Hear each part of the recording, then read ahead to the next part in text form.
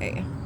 Doing this interview with prisoner Joseph Bigelow, talking about some of the current issues going around. Okay, so the age and cognitive maturity when crimes are committed have been debatable as a prisoner who was 20 when given life. What's your view on this matter? I mean, you already know this is an important issue in my life anyways, since the courts just set that precedent. Nobody 20 or younger can have a mandatory life sentence, So I'm just enthused that the courts are finally recognizing something I knew a while ago, which is like so much hasn't been analyzed when sentencing younger people. It's like anything in life, we shouldn't have never judged something without an understanding of the facts first. How much more so important is that when a person's involved? It's like everything about our mentality or even our environment is pertinent. I mean, use my example. How do we really judge someone who was young, around 20, and grew up with no positive influences or even guidance at all? Then you mix that in with environments of violence and drugs, drug dealing, and it's usually only out of ignorance we end up lacking the knowledge of life or even ourselves. Then from there, it's just so easy to fall for the traps around us. But I'm not suggesting that we shouldn't hold everyone accountable for their actions. It's just there is a difference of accountability of self, depending on how mature we are, our cognitive abilities, mental health, really just overall experience in life. I mean, life is our greatest teacher. I'm most surely not the same as I was at 20. And now that I'm up for the resentencing, I just pray that the court see this, because I seen how time and maturity changed and improved like my thought process and impulsiveness and so much more. So I hope the court see that and give me that chance where I can really look forward knowing I'm going to have an opportunity now. You feel me? Yep. Go ahead. What's the next one you got? Okay, if social media platforms were open to prisoners, what would the pros and cons be? Okay, that's fun. I like that one. I mean, to be honest, we know that it'll be some people just like out there who use them for negativity. But for us, it would obviously be policy set with restrictions for anyone who violates, like anything else. Plus, our pages would be more closely scrutinized since we're already locked up. That would mitigate most potential problems. Then on the flip side, man, it'll be hella positive opportunities for us to individualize ourselves, unleash our talents and passion, even knowledge in meaningful ways. I mean, we're still people. That makes us social beings. So we need ways to connect with people out there for the times that we're in today. It's like, let's look at it like on a logical perspective. Something I tell guys in here all the time: the closer we feel connected to society rather than alienated from it, we strive harder to be successful out there. Plus, other states already have platforms set up like that for prisoners. It's just Michigan's behind on a lot of the progressive issues other states are in. So we're not seeing those same benefits. No. Yep. Go ahead, what's next? I like this, it's fun. So, Casino, you dealt with mental health issues while incarcerated. Would you mind giving us some insight into the struggles that transpired? So you went from a fun question to a real doozy. You did that on purpose? Yeah. Don't like to talk about it, but I do struggle with depression and anxiety. I mean, overall, I seen mental health is neglected throughout prisons, and I don't get it because it's one of the main factors in destructive lifestyles or even rehabilitation. And then for me personally, it's just I've been through a lot of situations that's really taking a toll on me. Like, I've been harmed by staff 3 times seriously where I didn't provoke it, which I'm gonna go deeper on my pages, since we have a time limit here.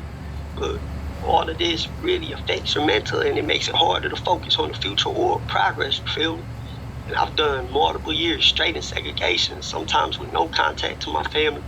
That's another difficulty, along with just everything that comes with the mandatory life sentence. That's been on my mind these last couple of years, which, I don't know, it's really been harder and harder. And a lot of it been on my mind lately, but at the same time, I'd have to say that it's like a painful blessing at the same time. Right. That makes any sense? I don't even understand. I don't even know, but I say that just because been too many Mm-hmm. people that I lost, that I love, hopes, dreams I had, material things, to the point where it really brought me to my lowest, you know. But Yeah. at the same time, it has given me a valuable insight and that type of resilience that you can only find by being pushed continuously past your perceived limits and your breaking point till you see Mm-hmm. like what's actually inside yourself. The only thing I Yep. hate to admit about it, hate to talk about really, but it's relevant to that question. Last year I hit a point where I really did feel broken, hopeless. I just wasn't myself at the time when I tried to kill myself, and I ended up in the hospital for 7 days. But it did give me a first-hand experience at how MDOC responds to mental health struggles. For the most part, it's a joke. They try to bounce you around for some Mm-hmm. facilities, and most of the time they're acting like it's a punishment rather than trying to help. And there are some people here and there that actually can take it serious, but you really don't receive no individualized treatment like we would actually need to make the progress, to bounce back. Mm-hmm. You feel me? Right. Then they use meds and stuff that a lot of times the meds they try to put you on slow you down or harm you, have more harmful effects than anything. It don't help your actual conditions, Mm-hmm. It's just bad. I've been blessed to be strong enough to have bounced back on my own, but everybody isn't. And it's just like Yeah. I've seen a couple things really that prevent the progress. And one is obviously just indifferent therapists or staff. Like if you're already in a dark place and you reach out to help, but the people that's supposed to help you, but they play you sideways like it don't matter. That can be that last little push over the edge, you feel me? It's like then they have kind of unwritten regulations that hinder people who do care from doing what they normally would. Like I seen something quick here for that reason, right? And one explained it perfect before she left. Miss Chelsea Jones, who was a militant, straight to business, like real professional therapist, she explained how difficult it is on them because anything they say or do about prisoners is scrutinized to the point where like they'll be harassed or even fired despite having right intentions. Mm-hmm. I don't understand how people like her are the ones who get pushed away when they're the special kind that could really help improve our chances. I mean, just like out there, sometimes we need people to talk to too. Help us make us Yep. feel like we're people still. But that gets hard Mm-hmm. in here sometimes. It's such a negative environment. And I mean like a person's heart can only be neglected for so long, until we just feel dead inside. Food for thought. What's next? Mm-hmm. What are some of your personal goals and aspirations? Get out. You already know we're focused on Understandable. my appeal. Yep. That's number one, and trying to find this lawyer willing to help fight with me for the chance I deserve, especially during the resentencing, and not to mention the fact that constitutional rights were broken in my trials, all type of issues. Passionate about write books, movies, poetry, and Mm-hmm. striving to build up, the platforms and the connections that I need for success in these fields.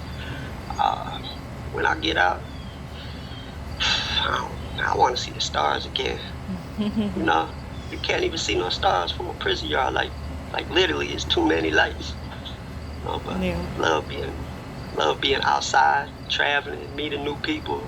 Really, I want to experience life now that I understand it better. Mm-hmm. And show what I'm capable of with the mentality I got now. Like, been too long, I've been locked up. So much change. I'm Yep. ready now. But my biggest aspiration. I gotta try all the bougie coffees at Starbucks, like first day out. Nah, but We can for make real, that happen. huh? We can make that happen. For real though, I strive to spread more positive vibes than negative. That's everyday Mm-hmm. goal. Well, Yep. most days. Go ahead. If you were never incarcerated, what career path would you have found success in? That's a creative question. Uh, a villainous astronaut. Hold on, wait. I can explain. Let me make it work. I should probably stop saying the first thing that popped in my head. Now you already know though, I've had affinity for science and like mysteries of the Mm-hmm. universe since I was little. So I would have been an astronaut. But you said before I got locked up, right? So Mm-hmm. knowing me Yep. back then, I was like really bad. I probably like would have been like one of the mad scientists in the movies that just go cuckoo. And on the first space trip, I would have lost my mind, commandeered the shit, took it to a new planet, crowned myself ruler, all that. I Hey, you could know see what? it. Hey, this one with left field on us. Let's go to the next before I embarrass myself anymore. What do you feel is the most important thing neglected in prison for real progress? Most important, Yes. I'd have to say accountability. You know, the same way prisoners are held accountable, staff need to be too. If we want like Right. an environment that's really conducive to growth.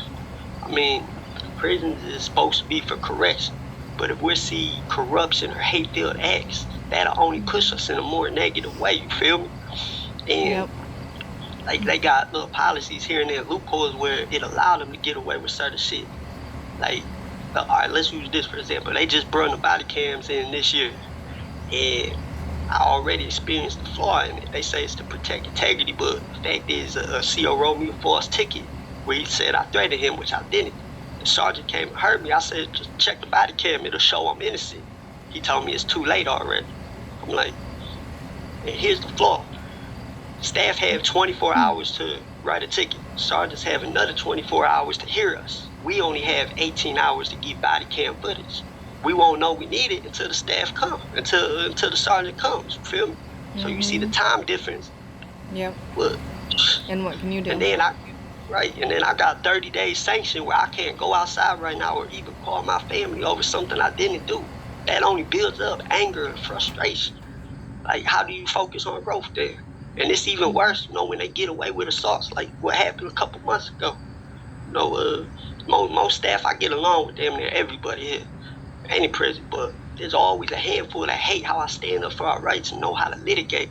And Sergeant Bledsoe, he was one of them, and he was escorting me to the other unit with my hands cuffed behind my back with another CO. Out of nowhere, they just pushed me forward. I stumbled. I'm like, damn, why you do that?